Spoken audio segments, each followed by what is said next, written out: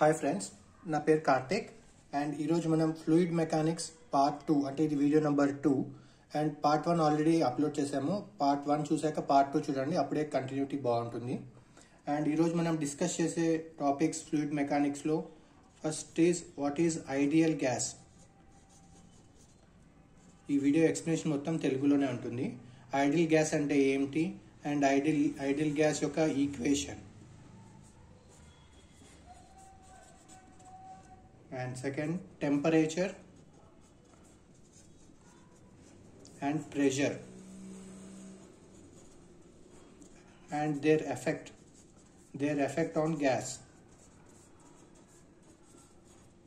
And third topic achi isothermal compression.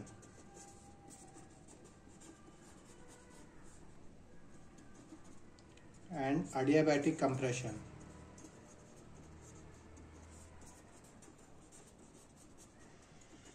And finally, Newton's law of viscosity.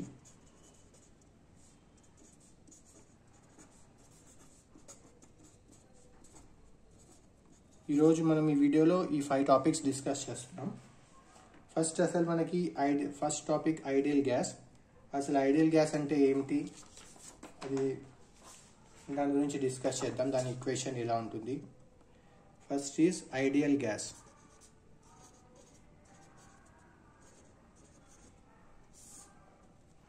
మామూలుగా గ్యాస్కి attraction force between molecules చాలా తక్కువ ఉంటుంది. ఒకవేళ attraction force between molecules గనక is 0. Okay, attraction force between molecules ఒకవేళ 0 అయితే ఆ గ్యాస్ని మనం ఐడియల్ గ్యాస్ అని అంటాం. Okay, attraction force between molecules is 0, ఆ గ్యాస్ని మనం ఐడియల్ గ్యాస్ అంటాం. అండ్ ఐడియల్ గ్యాస్ ఈక్వేషన్ గురించి మాట్లాడుకుంటే PV = mRT, ఇది ideal gas equation. Okay, and కొన్ని బుక్స్లో PV = mRT పాటు వేరే ఫార్ములా కూడా ఉంటుంది. PV = nR/T. Okay, ideal gas equation PV = mRT and PV = nR/T. ఈ రెండు ఈక్వేషన్లో PV = mRTలో R అంటే R is called characteristic gas constant.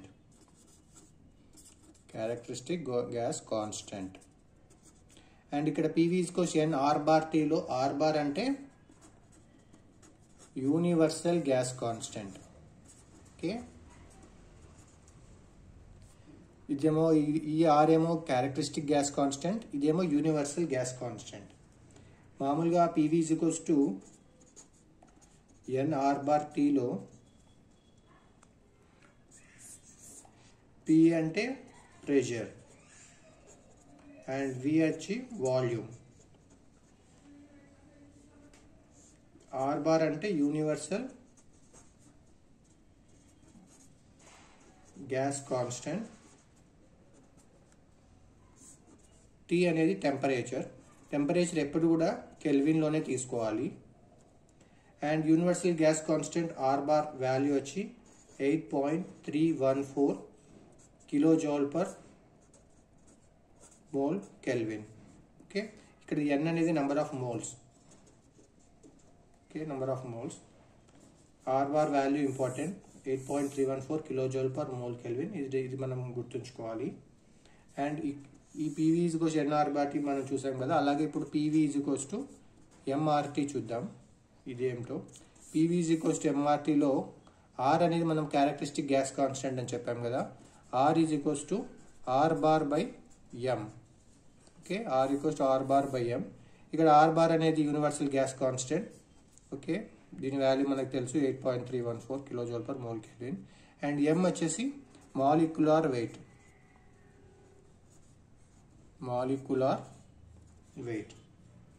ఈ molecular weight gas to gas vary అవుతుంది. ఫర్ ఎగ్జాంపుల్ మనము నైట్రోజన్ తీసుకుంటే నైట్రోజన్ మాలిక్యులర్ వెయిట్ 28. అలాగే ఒకవేళ carbon dioxide తీసుకుంటే దీని మాలిక్యులర్ వెయిట్ 44. ఓకే, అప్పుడు R వాల్యూ ఎలా కనుక్కుంటే R(n2), ఒకవేళ మనం R(n2) కావాలి. ఓకే, R(n2) ఈస్ ఓకే, ఇక్కడ nitrogen molecular weight 28, carbon dioxide 44. ఇప్పుడు ఆర్ ఆఫ్ నైట్రోజన్ కావాలి అని అంటే ఆర్ బార్ వాల్యూ 8.314 బై మనం 28 వేసుకుంటే నైట్రోజన్ వస్తుంది. అలాగే ఆర్ ఆఫ్ కార్బన్ డైఆక్సైడ్ కావాలి అంటే 8.314 బై 44. అండ్ మనం ఇక్కడ చూసుకుంటే R of N2 is greater than 28, ఇక్కడ 44 ఉంది డినామినేటర్లో, అందుకని are of CO2. Okay,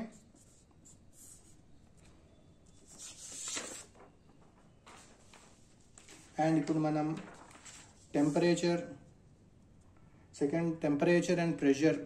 okay, temperature and pressure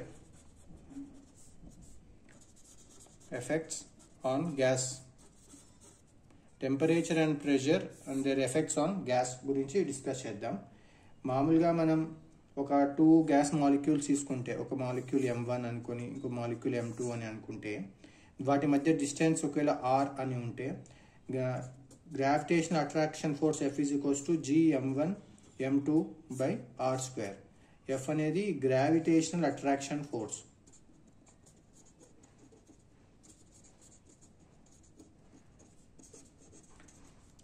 okay, ఇది general standard formula. F is equals Gm1 M2 by R². అంటే ఒకవేళ M1 M2 2 గ్యాస్ మాలిక్యూల్స్ అయి ఉండి ఆ రెండింటి మధ్య డిస్టెన్స్ R ఉంటే అప్పుడు ఈ రెండు M1 M2 ఎంత అట్రాక్షన్ ఫోర్స్తో ఒకదానికి ఎంత ఆకర్షించబడతాయి అనే దాన్ని F is equals to Gm1 M2 by R². Okay, M1 M2 ఇంత ఫోర్స్తో అట్రాక్ట్ చేస్తుంది, అలాగే M2 M1 ఇంత ఫోర్స్తో అట్రాక్ట్ చేస్తుంది, Gm1 M2 by R².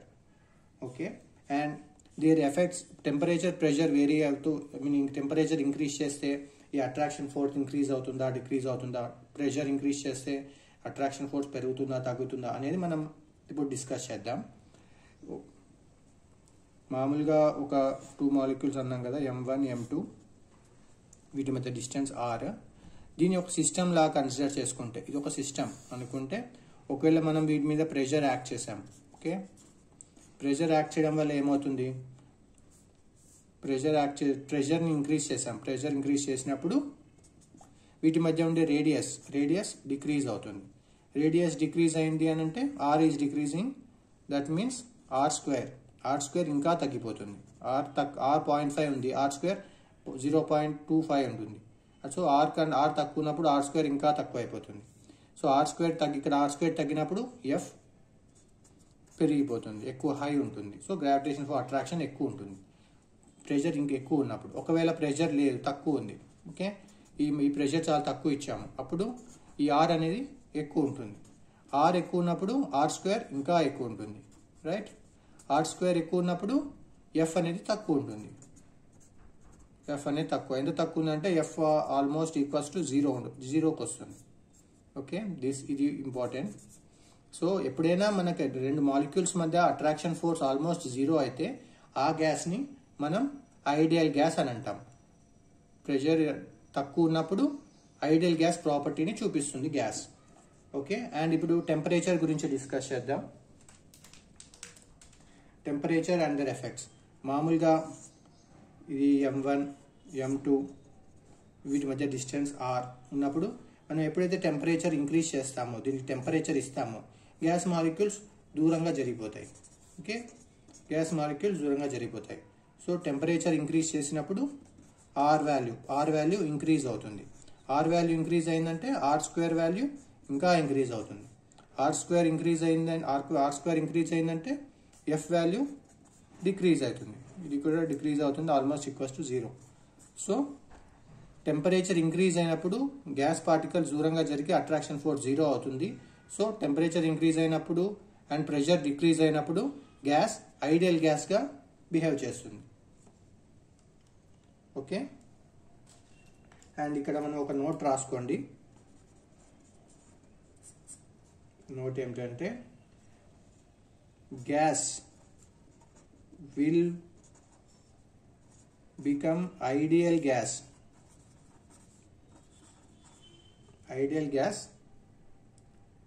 when temperature is high and pressure is low. Okay, temperature high ఉన్నప్పుడు ప్రెషర్ లో ఉన్నప్పుడు gas gas అనేది ideal గ్యాస్గా behave చేస్తుంది. ఐడియల్ గ్యాస్ అవ్వడం అంటే ఏంటి? Attraction force between the molecules almost zero అయితే then we will call that gas as ideal gas. Okay, and మనం ఇప్పుడు నెక్స్ట్ టాపిక్ గురించి డిస్కస్ చేద్దాం. నెక్స్ట్ టాపిక్ వచ్చేసి isothermal compression. Okay, isothermal compression.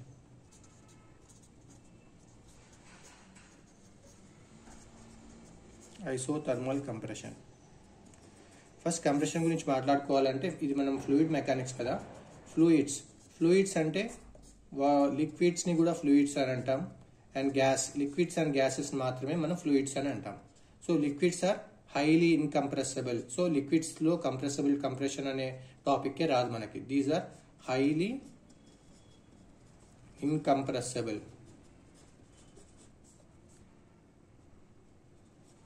Okay, almost compressibility zero ఉంటుంది లిక్విడ్స్లో.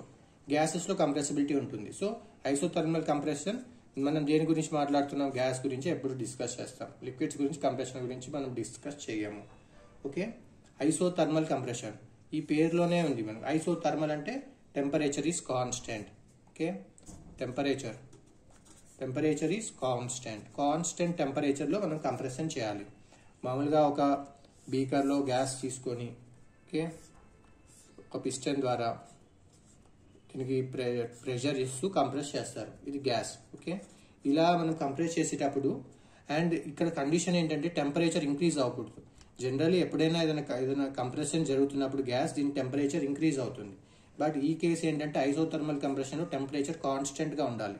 అలా temperature కాన్స్టెంట్గా ఉండాలి అని అంటే మనం చాలా మెల్లగా దీన్ని కిందకి జరపాలి. చాలా మెల్లగా వెరీ స్లో కంప్రెషన్ చేస్తేనే మనకి టెంపరేచర్ కాన్స్టెంట్గా మెయింటైన్ చేయగలం. So first point is it is very slow process. చాలా స్లోగా మనం కంప్రెస్ చేస్తేనే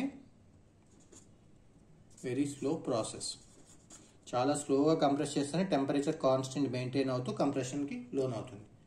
ఓకే, అండ్ దీని లోపల మనము మామూలుగా మనకు PV is equals to MRT. Okay, right. ఇది normal gas equation, ideal gas equation. PV is equals to MRT. ఈ ఐసోథర్మల్ కంప్రెషన్ ఇవన్నీ కూడా మనము ఐడియల్ గ్యాస్ మీదనే టెస్ట్ చేస్తాం. నార్మల్ గ్యాస్ ఎక్కడ కూడా మన క్యాలిక్యులేషన్స్లో యూజ్ చేయము. అన్ని గ్యాస్ ఐడియల్ గ్యాస్ అని అనుకుని అనే అజంప్షన్ తోటే వెళ్తాం. So PV is equals to MRT అనేది ఐడియల్ గ్యాస్ ఈక్వేషన్. దీంట్లో ఈ మాస్ అనేది ఏం కాన్స్టెంట్ మాస్ ఉంటుంది. జస్ట్ ప్రెషర్, వాల్యూమ్ వేరీ అవుతున్నాయి కానీ ఈ మాస్ అనేది మాత్రం కాన్స్టెంట్ ఉంటుంది. మాస్ ఈజ్ కాన్స్టెంట్ కదా. సో mass is constant and R కూడా కాన్స్టెంట్ అండ్ T అనేది టెంపరేచర్. మామూలుగా టెంపరేచర్ కంప్రెస్ చేసినప్పుడు ఇంక్రీజ్ అయ్యింది. బట్ ఇది ఐసోథర్మల్ కంప్రెషన్ కాబట్టి టెంపరేచర్ కాన్స్టెంట్ అనుకుంటున్నాం కాబట్టి ఇది కూడా constant. So PV is equals to constant. MRT మూడు కాన్స్టెంట్ కాబట్టి PV కూడా కాన్స్టెంట్. PV కాన్స్టెంట్ అయినప్పుడు మామూలుగా మనకి ఏం తెలుసు? Compressibility beta is equals to -dV/V/dP. ఇది ఎలా వచ్చింది అనేది మీకు కావాలంటే ఫస్ట్ పార్ట్ 1 వీడియోలో చూడండి. దాంట్లో డీటెయిల్గా ఎక్స్ప్లెయిన్ చేసాము. Compressibility is equals to -dV/dP and PV is equals constant కదా. దీన్ని డిఫరెన్షియేట్ చేస్తే P into dV plus V into dP is equals to differentiation of constant is 0. Okay, P dV is equals to minus V dP. దీన్ని అటువైపు తీసుకెళ్ళాను. So minus dV by V, దీన్ని V తీసుకొని వస్తే dP by P. So ఈ బీటాలో మనము ఈ -dV by V ప్లేస్లో dP by Pని సబ్స్టిట్యూట్ చేద్దాం. ఓకే, ఇది ఒక ఈక్వేషన్ ఉంది కదా, ఇది ఒక ఈక్వేషన్. సో ఈ -dV/V ప్లేస్లో dP by Pని సబ్స్టిట్యూట్ చేశాను బై dP. dP క్యాన్సిల్ అవుతుంది. So beta is equals to 1/P. Okay, beta is equals to 1/P. Beta is nothing but compressibility. Bulk modulus of compressibility K is equals to 1/బీటా is equals to P. ఈ రెండు important. ఎప్పుడైనా మనకి ఎగ్జామ్స్లో isothermal కంప్రెషన్లో compressibility is equals to అని అడిగితే దాని ఆప్షన్స్లో డైరెక్ట్గా 1/P అని ఉంటే 1/P క్లిక్ చేయాలి. ఇది ఇంపార్టెంట్ ఫార్ములా. ఐసోథర్మల్ కంప్రెషన్లో what is the bulk modulus of compressibility అని అడిగితే bulk modulus of compressibility K is equals to pressure P. Okay, ఇది కూడా K is equals to P డైరెక్ట్గా క్లిక్ చేయొచ్చు. ఈ రెండే అడుగుతారు జనరల్ ఐసోథర్మల్ కంప్రెషన్లో బల్క్ మాడ్యులస్ ఆఫ్ కంప్రెసిబిలిటీ ఏంటి అండ్ కంప్రెసిబిలిటీ ఏంటి అని మనకి ఎగ్జామ్లో డైరెక్ట్గా అడిగే ఛాన్స్ ఉంటుంది. ఓకే, ఐసోథర్మల్ కంప్రెషన్ అయింది కదా, ఇప్పుడు మనం అడియాబాటిక్ కంప్రెషన్ గురించి డిస్కస్ చేద్దాం. ఓకే, అడియాబాటిక్ కంప్రెషన్ ఇక్కడ కూడా సేమ్. ఫ్లూయిడ్ మెకానిక్స్లో ఫ్లూయిడ్స్ అంటే liquids and gases. Liquids are not compressible, so only gases are compressible. Adiabatic compression కూడా మనం గ్యాస్ని కంప్రెస్ చేస్తున్నాం. సో అడియాబాటిక్ కంప్రెషన్లో అడియాబాటిక్ అంటే ఏంటి అని అంటే Q is equals to 0. Q is equals 0 means no heat in and no heat out. ఇది ఒక ఫ్లాస్క్ లాగా, అడియాబాటిక్ ఫ్లాస్క్ లాగా యూజ్ అవుతుంది. అంటే హీట్ లోపలికి వెళ్ళదు, బయటికి రాదు. ఓకే, అడియాబాటిక్ ఈక్వేషన్ ఏంటి? PV power gamma is equals to constant. ఇది అడియాబాటిక్ ఈక్వేషన్.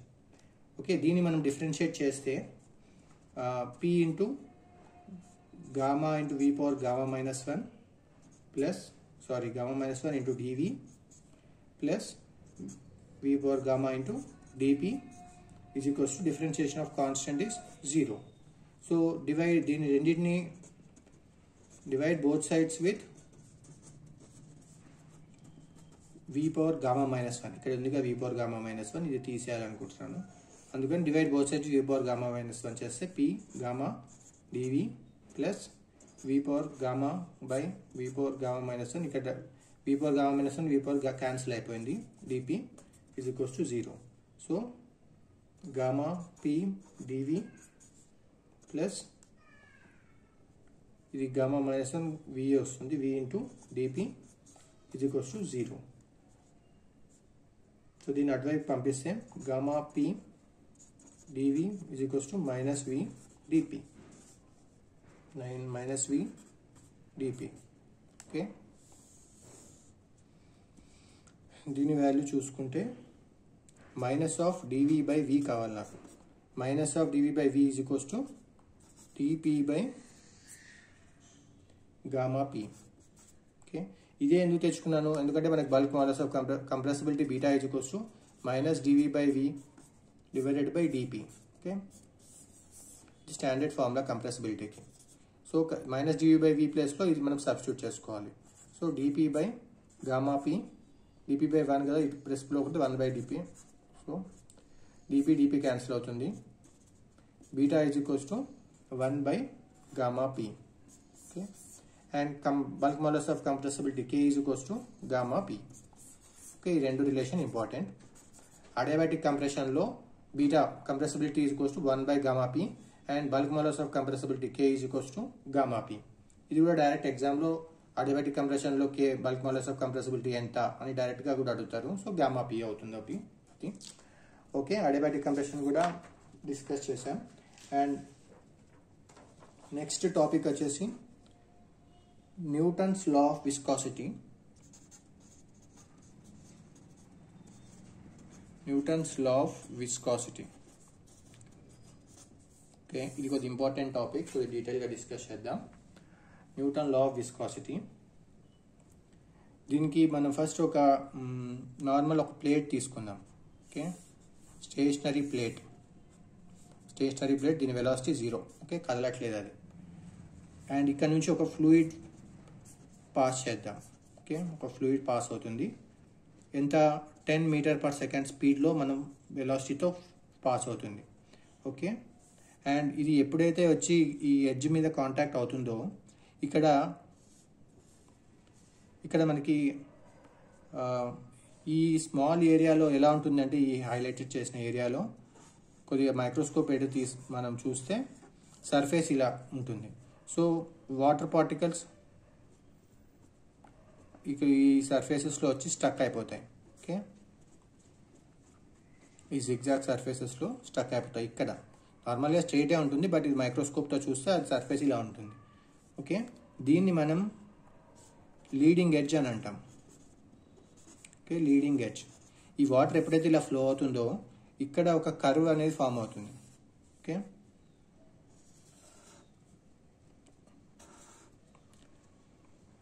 దట్ ఈస్ ఇక్కడ ఈ లీడింగ్ ఎడ్జ్ దగ్గర velocity v is equals to 0 ఉంటుంది ఫ్లూయిడ్ది. దీన్ని నో స్లిప్ కండిషన్ అని అంటాం. అండ్ నార్మల్గా ఇక్కడ వెలాసిటీ ప్రొఫైల్ ఇలా ఉంటుంది. ఓకే, ఇదే ఇలా ఫ్లూయిడ్ ఇలా ఫ్లో అవుతూ ఉంటాయి.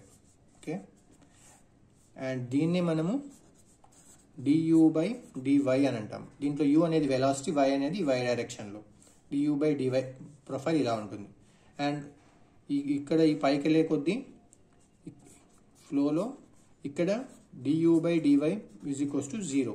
దట్ మీన్స్ ఈ వెలాసిటీ ప్రొఫైల్ పై నుంచి ఎంత y డైరెక్షన్లో ఎంత పైకి వెళ్ళినా కానీ చేంజ్ ఇన్ వెలాసిటీ 0, అంటే సేమ్ 10 మీటర్సే ఉంటుంది.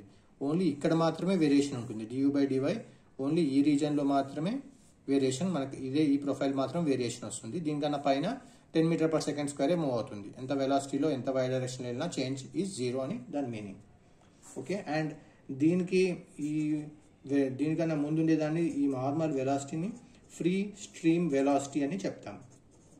జస్ట్ ఇది ఒక పేరు, ఫ్రీ స్ట్రీమ్ వెలాసిటీ అని అంటాం. నార్మల్ వెలాసిటీ ఆఫ్ ద ఫ్లూయిడ్ని దీన్ని u ఇన్ఫినిటీతో డినోట్ చేస్తారు. ఇది ఫ్రీ స్ట్రీమ్ వెలాసిటీ. అండ్ ఇప్పుడు ఈ మనం అట్రాక్షన్ ఫోర్స్ గురించి, బాండేజ్ గురించి మాట్లాడితే నార్మల్గా బాండ్ అనేది 2 టైప్స్ ఉంటుంది. ఒకటి కోహసివ్ ఫోర్స్ వల్ల బాండింగ్ అయి ఉంటుంది. ఇంకోటి అడ్హెసివ్ ఫోర్స్ వల్ల బాండేజ్ ఉంటుంది. కోహసివ్ ఫోర్స్ అనేది సేమ్ మాలిక్యూల్స్, ఒకవేళ సేమ్ మాలిక్యూల్స్ మధ్య ఉండే అట్రాక్షన్ని మనం కోహసివ్ ఫోర్స్ అని అంటాం. అడ్హెసివ్ ఫోర్స్ అంటే టూ డిఫరెంట్ మాలిక్యూల్స్ మధ్య ఉండే అట్రాక్షన్ని అడ్హెసివ్ ఫోర్స్ అంటాం. 2 different molecules. And Newton's law of విస్కాసిటీలో మామూలు మన general formula tau is directly proportional to du/dy. ఇక్కడ u అనేది వెలాసిటీ, y అనేది du/dy అంటే ఇదే. ఓకే, u అనేది వెలాసిటీ, y అనేది చేంజ్ ఇన్ y డైరెక్షన్ వెళ్ళే కొద్దీ వెలాసిటీ ప్రొఫైల్ ఇలా చేంజ్ అవుతుంది. సో ఇది ఇక్కడ షియర్ స్ట్రెస్ ఎంత ఉంటుంది అనేది, టౌ అనేది shear stress. Tau is equals to mu into tau is directly proportional to du/dy. Okay, Newton law of viscosity formula. And ఈ ప్రపోర్షనాలిటీ తీసేస్తే tau is equals to mu into du/dy. Okay, and ఈ మ్యూనే మనం Dynamatic viscosity అని అంటాం. Okay, dynamic viscosity. Okay, and ఇక dynamic viscosity గురించి కొంచెం డీటెయిల్గా డిస్కస్ చేద్దాం.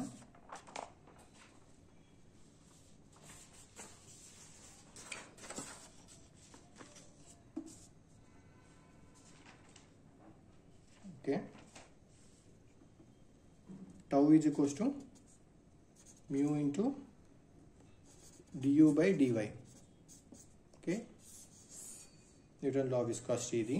దీంట్లో mu వచ్చేసి డైనమిక్ విస్కాసిటీ. డైనమిక్ విస్కాసిటీ గురించి డిస్కస్ చేసే ముందు అసలు విస్కాసిటీ అంటే ఏంటో అనేది డిస్కస్ చేద్దాం. Viscosity means viscosity is property of fluid by virtue it provides resistance against flow.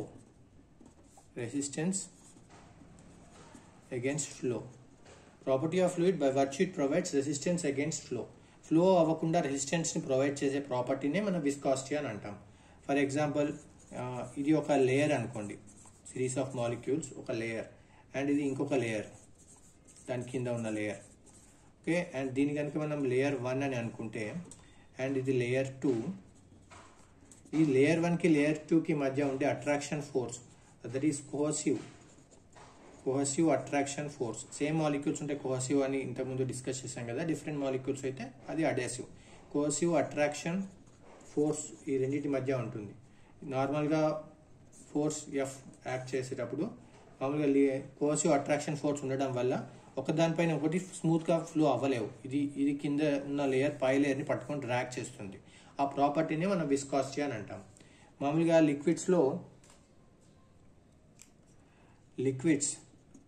Liquids గురించి మాట్లాడితే లిక్విడ్స్లో విస్కాసిటీ అనేది viscosity will occur due to cohesive force. ఇలా ఈ కోహెసివ్ ఫోర్స్ వల్ల విస్కాసిటీ మనం లిక్విడ్స్లో చూడడానికి అవుతుంది. ఆ కోహెసివ్ ఫోర్స్ అంటే ఏంటి? Attraction force between same molecules, same or similar molecules. Okay,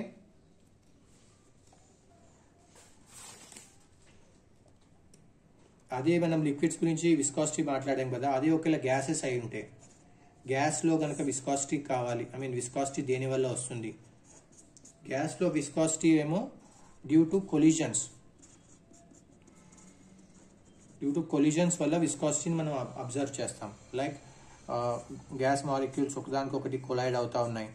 ఇలా కొలిజన్ ఉన్నప్పుడు దీనిలో గ్యాసెస్లో విస్కాసిటీ ఎక్కువ ఉంటుంది. ఎక్కువ కొలిజన్స్ ఉంటే విస్కాసిటీ ఎక్కువ ఉంది గ్యాస్లో, కొలిజన్ తక్కువ ఉంటే విస్కాసిటీ తక్కువ ఉన్నట్టు. అదే లిక్విడ్స్లో layer to layer cohesive attraction force ఎక్కువ ఉంటే విస్కాసిటీ ఎక్కువ ఉన్నట్టు, కోహెసివ్ అట్రాక్షన్ ఫోర్స్ తక్కువ ఉంటే విస్కాసిటీ తక్కువ ఉన్నట్టు. ఓకే, లిక్విడ్స్లో కోహెసివ్ ఫోర్స్ కారణమవుతుంది, గ్యాసెస్లో కొలిజన్స్ కారణమవుతాయి. ఓకే,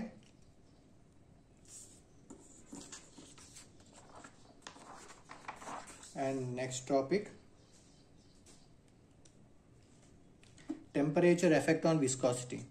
టెంపరేచర్ మనం తగ్గించడం పెంచడం వల్ల విస్కాసిటీలో ఏమైనా చేంజెస్ ఉంటున్నాయా? Temperature effect on viscosity. ఇంతకుముందే మనం డిస్కస్ చేసాం, లిక్విడ్స్లో ఒకవేళ మనం టెంపరేచర్ని ఇంక్రీజ్ చేస్తే ఏమవుతుంది? టెంపరేచర్ ఇంక్రీజ్ చేసినప్పుడు కోహెసివ్ ఫోర్స్ అనేది డిక్రీజ్ అవుతుంది. సో కోహెసివ్ ఫోర్స్ తగ్గినప్పుడు విస్కాసిటీ తగ్గుతుంది. ఓకే, అలాగే మనము గ్యాస్లో కనుక మనం టెంపరేచర్ ఇంక్రీజ్ చేస్తే అప్పుడు కొలిజన్స్ ఇంక్రీజ్ అవుతాయి. కొలిజన్స్ ఇంక్రీజ్ అయినప్పుడు విస్కాసిటీ కూడా ఇంక్రీజ్ అవుతుంది. మనం ఇందాక డిస్కస్ చేసాం కదా, లిక్విడ్స్లో విస్కాసిటీకి కారణం కోహెసివ్ ఫోర్స్ అండ్ గ్యాసెస్లో విస్కాసిటీకి కారణం కొలిజన్స్ ఇంక్రీజ్ టెంపరేచర్ ఇంక్రీజ్ అయితే కొలిజన్స్ ఇంక్రీజ్ అవుతాయి, కొలిజన్స్ ఇంక్రీజ్ అయితే విస్కాసిటీ ఇంక్రీజ్ అవుతుంది. లిక్విడ్స్లో టెంపరేచర్ ఇంక్రీజ్ అయితే కోహెసివ్ ఫోర్స్ తగ్గిపోతుంది, అప్పుడు విస్కాసిటీ కూడా తగ్గిపోతుంది. అండ్ ఇప్పుడు మనం టైప్స్ ఆఫ్ విస్కాసిటీ గురించి డిస్కస్ చేద్దాం. Types of viscosity.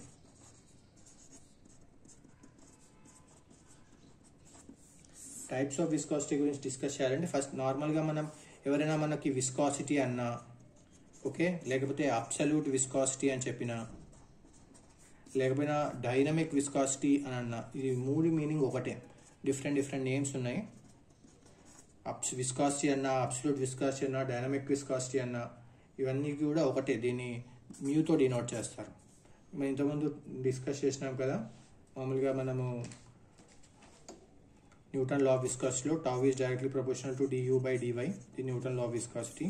సో ఈ ప్రపోర్షనాలిటీ తీసేయాలి కాబట్టి తీసేస్తే mu into du by dy.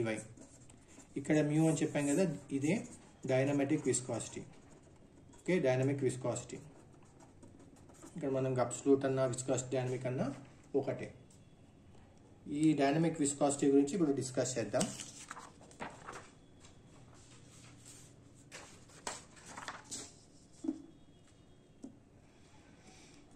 Tau is equals to mu into du by dy. Mu వచ్చేసి dynamic viscosity. Mu is dynamic viscosity. Okay, దీని units ఏంటి? Dynamic viscosity units వచ్చేసి మామూలుగా MKS units అయితే MKSలో వచ్చేసి kg మీటర్ పర్. ఇప్పుడు dy ఉంది కదా, dy అనేది హైట్ డైరెక్షన్ కాబట్టి dy మీటర్లో ఉంటుంది. సో మీటర్ dy పంపించాము మీటర్. ఈ టౌ ఉంది కదా, టౌ అనేది stress, kg per second square, that is stress. ఈ u అనేది, ఓకే, మనము మ్యూ యొక్క డైనమిక్ విస్కాసిటీ యొక్క యూనిట్స్ డిస్కస్ చేద్దాం. ఫస్ట్ SI యూనిట్స్లో ఎలా ఉందో చూద్దాం. స్ట్రెస్ టౌ అనేది స్ట్రెస్ కదా, stress unit Newton per metre square into d y ఇటువైపు పంపిద్దాం. డివై పంపిస్తే మీటర్ అండ్ డియు అంటే వెలాసిటీ, దాన్ని కిందికి పంపిస్తే metre per second. That is ఈ మీటర్ క్యాన్సిల్ అయిపోతుంది, మీటర్ పర్ సెకండ్ పైకి వెళ్తుంది. So Newton metre square second. ఇది ఎస్ఐ యూనిట్స్లో ఎస్ఐ సిస్టమ్ ఆఫ్ యూనిట్స్లో డైనమిక్ విస్కాసిటీ యొక్క యూనిట్. ఓకే, అండ్ ఇది ఒకవేళ ఎంకేఎస్లో అయితే ఎలా చూపిస్తాం? ఎంకేఎస్లో 1 Newton is nothing but KG metre per second స్క్వేర్ని మనం న్యూటన్ అని అంటాం. Okay, second as it is రాద్దాం, మీటర్ స్క్వేర్ రాద్దాం. ఇది సెకండ్ క్యాన్సిల్ అయిపోతుంది, KG per second into metre. ఇది ఎంకే సిస్టంలో దీని యూనిట్స్. అదే సిజిఎస్ సిస్టంలో కేజీని మనం గ్రామ్స్ కింద రాసుకుందాం అండ్ మీటర్ని సెంటీమీటర్ ఇంటూ సెకండ్. ఇది సిజిఎస్ యూనిట్స్లో డిఫైన్ చేస్తాం. And CGS units of dynamic విస్కాసిటీకి ఇంకొక పేరు పాయిస్, పిఓఐఎస్సి. ఇది చాలా ఇంపార్టెంట్. పిఓఐఎస్సి పాయిస్ అనేది జనరల్లీ ఒక సైంటిస్ట్ పేరు. జీన్ పాయిసులి అని ఒక సైంటిస్ట్. ఈయన పేరులో నుంచి ఈ పాయిస్ అనేది తీసుకొని దీనికి పెట్టారు. Okay, so gram per centimetre సెకండ్ని 1 పాయిస్ అని అంటాం. ఓకే, అండ్ దీన్ని కనుక మనం గ్రామ్ని మళ్ళీ కన్వర్ట్ చేస్తే గ్రామ్ని 10⁻³ కేజీ కింద రాయొచ్చు, సెంటీమీటర్ని 10⁻² metre and second as it is రాసాము. ఇది ఈక్వల్స్ టు పాయిస్. సో దీన్ని 0.1 కింద రాసుకోవచ్చు. అండ్ కేజీని మళ్ళీ మనం న్యూటన్ సెకండ్ స్క్వేర్ పర్ మీటర్లో రాసుకొని 1/మీటర్ and second equals to poise. దీన్ని మనము 0.1 Newton per metre square second is equals to poise. 0.1 Newton per metre స్క్వేర్ని పాస్కల్ అని అనొచ్చు, pascal second. 0.1 pascal second is equals to 1 poise. ఇంత క్యాలిక్యులేషన్ ఎందుకు చేసామనంటే దిస్ ఈజ్ వెరీ ఇంపార్టెంట్. ఎగ్జామ్లో డైరెక్ట్గా అడుగుతారు 1 poise is equals to how much అని. అప్పుడు మనం 0.1 pascal second is equals to 1 poise అని రాయాలి. జనరలీ ఈ సైంటిస్ట్ పేర్లన్నీ సిజిఎస్ యూనిట్స్లోనే ఎందుకు పెడతారని అంటే ఇప్పుడు అంటే ప్రెసెంట్ మనం ఎస్ఐ యూనిట్స్లో అన్ని ప్రాబ్లమ్స్ సాల్వ్ చేస్తున్నాం. ఎస్ఐ యూనిట్స్ కన్నా ముందు సిజిఎస్ యూనిట్స్లో ప్రాబ్లమ్స్ ఉండేవి, సిజిఎస్ యూనిట్స్లో సాల్వ్ చేసేవాళ్ళు. అందుకని CGS units gram per centimetre సెకండ్కి జీన్ పాయిసులే అనే ఒక సైంటిస్ట్ పేరు పాయిస్ అని పెట్టారు. So 1 poise is equals to 0.1 pascal second. ఇది ఇంపార్టెంట్, వెరీ ఇంపార్టెంట్ రిలేషన్. ఇది ఎగ్జామ్లో డైరెక్ట్గా అడుగుతారు. సో ఇది గుర్తుపెట్టుకోండి. ఓకే, ఈరోజు మనం డైనమిక్ విస్కాసిటీ గురించి డిస్కస్ చేసాం. అండ్ రేపు నెక్స్ట్ వీడియోలో డైనమిక్ విస్కాసిటీ లాగే మళ్ళీ కైనమెటిక్ విస్కాసిటీ అని కూడా ఉంటుంది. దాని గురించి మనం నెక్స్ట్ వీడియోలో డిస్కస్ చేద్దాం. ఓకే, మీకు ఈ వీడియో నచ్చితే కనుక లైక్ చేయండి, మీ ఫ్రెండ్స్కి షేర్ చేయండి అండ్ ఛానల్ని సబ్స్క్రైబ్ చేసుకోవడం మర్చిపోవద్దు. Thanks for watching.